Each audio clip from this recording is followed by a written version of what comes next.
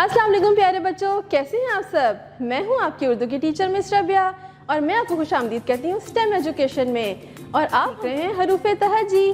पिछले सबक में हमने पढ़ा था जीम जा। अब हम देखते हैं कि जीम जा के बाद कौन सा हरफ शुरू होता है, लेकिन उससे पहले मैं आपको कुछ तस्वीर। अब देखते हैं मैं किसकी तस्वीर दिखाने वाली हूँ। ये किसकी तस्वीर है, कौन बताएगा मुझे। आसमान में तारों के साथ और क्या होता है रात के वक्त। ये है चांद। क्या है ये? चांद। चांद रात के वक्त तारों के साथ चमकता है। चांद। अच्छा जी, अब मैं कौन सी तस्वीर दिखाने वाली हूँ। ये देखिए, ये है चाबी। क्या है ये? चाबी। चाबी क्या होता है? पिछले सबक में हमने पढ़ा था ना, तेता ताला। जब दरवाजे पे ताला लगाते हैं तो किससे खोलते हैं? चाबी से। किससे खोलते हैं? चाबी से। शाबाश। क्या हमने देखा आज? चांद और चाबी। अच्छा जी, अब मुझे कौन बताएगा कि ये चांद और चाबी जब मैं बोल रही हूँ तो किसकी आवाज आ रही है? च। किसकी आवाज आ रही है? च। शाबाश। च चांद, च चाबी। शाबाश। मैं आपको बताऊंगी कि च होता क्या है, दिखता कैसे है। तो ये देखिए, ये है चे। चे च। चे च। शाबाश। प्यारे बच्चों, अब आप खोलेंगे अपना उर्दू का कायदा और फिर हम सीखेंगे कि चे च से और क्या क्या बनता है। चले जी, ये देखिए, ये प्यारा प्यारा सा पीले रंग का क्या है, कौन बताएगा मुझे। ये है चे च चूजा। चे च चूजा। ये एक बहुत ही प्यारा प्यारा सा जानवर होता है, चे च चूजा। शाबाश। अब ये देखिए कि चूजा के नीचे क्या है। ये है चम्मच।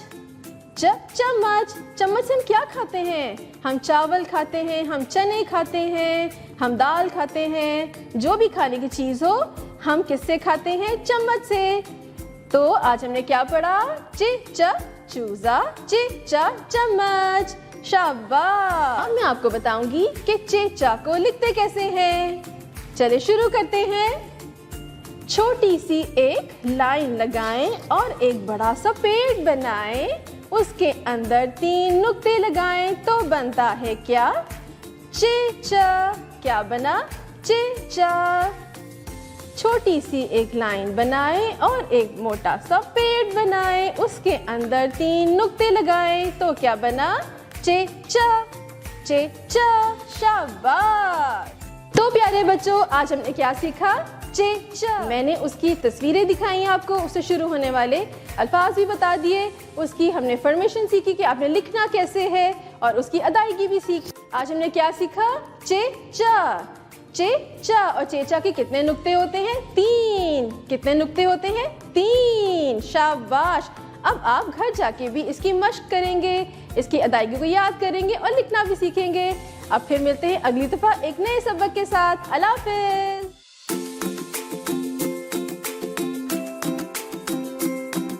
डियर टीचर्स, जैसा कि आप जानते हैं कि आज हमने बच्चों को एक नया हरफ मुतारिफ करवाया, चे चा। और आपको पता है कि स्टेम एजुकेशन का मकसद है बच्चों को हैंड्स ऑन लर्निंग देना। तो इसी तरह आपने बच्चों को इस हरफ के मुतालिका रहनुमाई भी करनी है और एक्टिविटीज़ भी करनी। सबसे पहले आपने बच्चे को चीनी का तारुफ करवाना है कि चीनी गन्ने के रस से बनती है और चीनी का इस्तेमाल कहाँ कहाँ होता है।